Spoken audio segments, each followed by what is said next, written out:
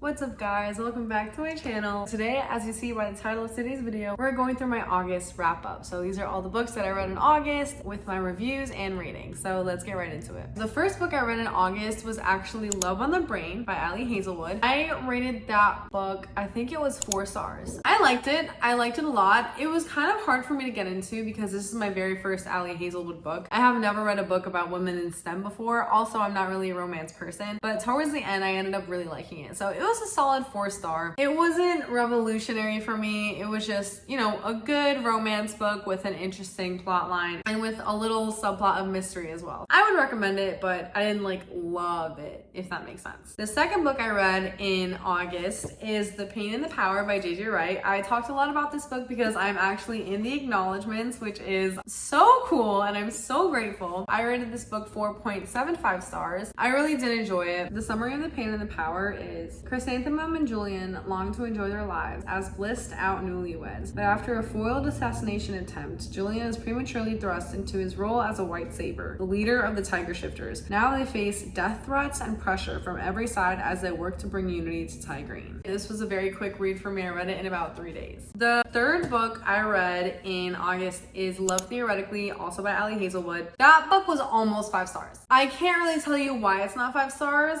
There wasn't anything that kind of put me off from it. It just didn't give me that 5-star feeling, but it did give me a 4.75 star feeling. I was swooning. It was so sweet, so heartfelt. It was easy to relate to the characters. The male love interest was A1 book boyfriend material. The character development in the book was so great. It's a really well done book. That probably has to be my favorite book of Ali Hazelwood that I've read so far. I am interested in reading The Love Hypothesis. Haven't gotten around to buying it yet, but we'll see if I borrow it from the library or something. The next 3 books I read in August. So I read 7 books in August so far. The next 3 books are the Shadow and Bone trilogy. Shadow and Bone, when I first read that in August, I read that early August. I rated that probably 4 stars. Solid 4 stars, no higher, no lower. I thought it was cool. I thought it was interesting. I was immediately sucked in, but the second book didn't keep the momentum going. For the first half, I was excited and I was kind of waiting for something to happen to keep me excited, but it was just so much politics and so much less romance. There was romantic aspects, but it was more like angst. I don't know, it just kind of fell flat for me. The ending obviously left off on a cliffhanger because of the third book, but it just didn't do it for me the way that the first book did. So that book I rated, I think 3 stars, 3.5, 3.75. So the first book was 4. The second book was 3.75. Here's a summary of Shadow and Bone. Orphaned and expendable, Alina Starkov is a soldier who knows she may not survive her first trek across the Shadowfold, a swath of unnatural darkness crawling with monsters. But when her regiment is attacked, Alina unleashes dormant magic not even known she possessed. Now, Alina will enter a lavish world of royalty and intrigue as she trains with the Grisha, her country's magical military elite, and falls under a spell of their notorious leader, the Darkling. He believes Alina can summon a force capable of destroying the Shadowfold and reuniting their war-ravaged country, only if she can master her untamed gift.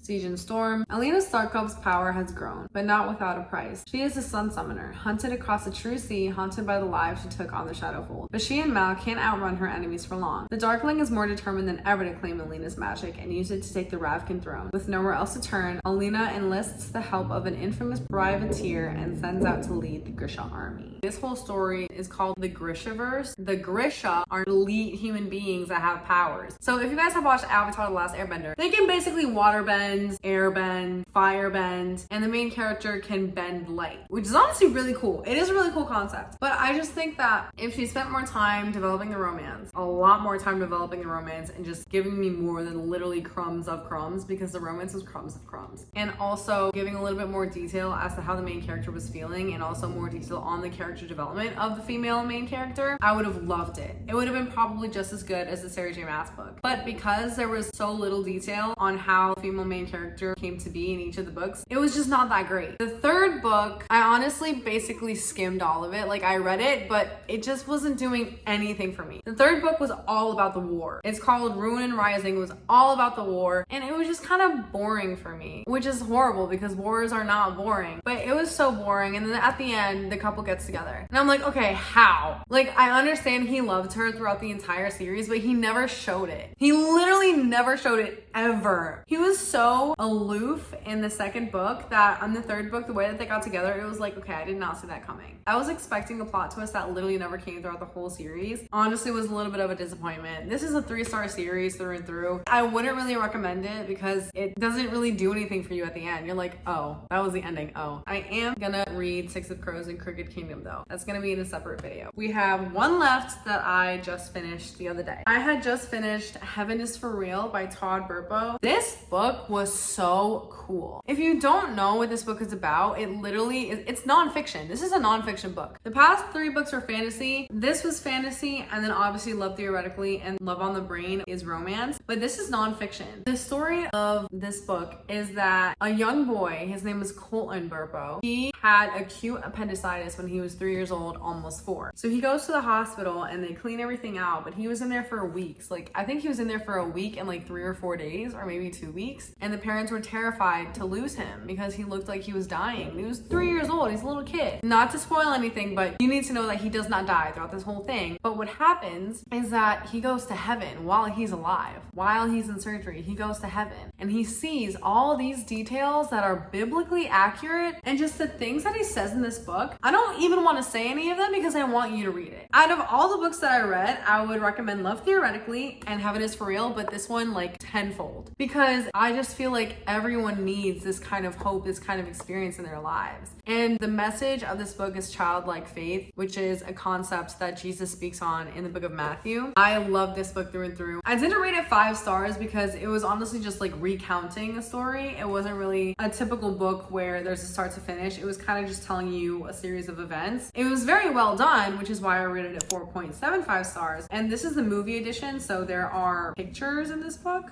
of the movie and also pictures of the real life kid. So that's Colton as a kid. It was really, really cool. Overall, August was a pretty decent reading month. It wasn't great. I feel like July was a lot better. I'm putting a dent through my physical TBR, which leads me into what I'm currently reading in August. So I'm gonna start The Boy in the Striped Pajamas today. Like right now after this video, I'm gonna start this book. This book is only 215 pages. If I really wanted to, I could finish it today, which I'm gonna try to do. And the book that I started yesterday is Dune. This is the Barnes & Noble special edition of Dune. I don't know if you guys have heard anything about Dune, specifically the book. I know that there's 2 movies. I did not know that this was a series, and I did not know how complicated it was to read it. I read through 26 pages of this book and I was like, what is going on? Who are these characters? What is the plot line? What are they even saying? This book was written in 1965, I believe, and I literally had to look up TikToks on how to read this book because it's so complicated, but complicated in a good way. If you were to read this book, your IQ would skyrocket because it's so complicated. I tabbed all the different books in this book because there's 3 books in it, and that's separate from chapters. Like there's 3 separate books in here, but this is all part of the one book. I don't know, man. It was just really complicated. I am planning on continuing reading it. I'm not gonna DNF it because I'm intrigued, but this is a hefty one. I might consider trying to figure out if I could do an audiobook. I don't want to have to pay for the audiobook because this was $40, so I want to read it. We'll see how the rest of it goes. If you don't see it in my September wrap up, you know why. But these are the books I read in August. These are the 2 books that I'm currently into. Yeah, let me know what you guys thought if you read any of these books. Thank you guys for watching this video. If you want me to read any books that you guys are into right now, comment them down below. I always take recommendations, and I love reading new books. Stay tuned for next Wednesday and next Saturday for more videos from me. Make sure to follow my Instagram and my TikTok so you keep updated on all the stuff that I'm doing. Once again, thank you guys for watching. Make sure to like and subscribe if you want to see more content like this, and I'll see you guys in the next video. God bless you guys, and peace.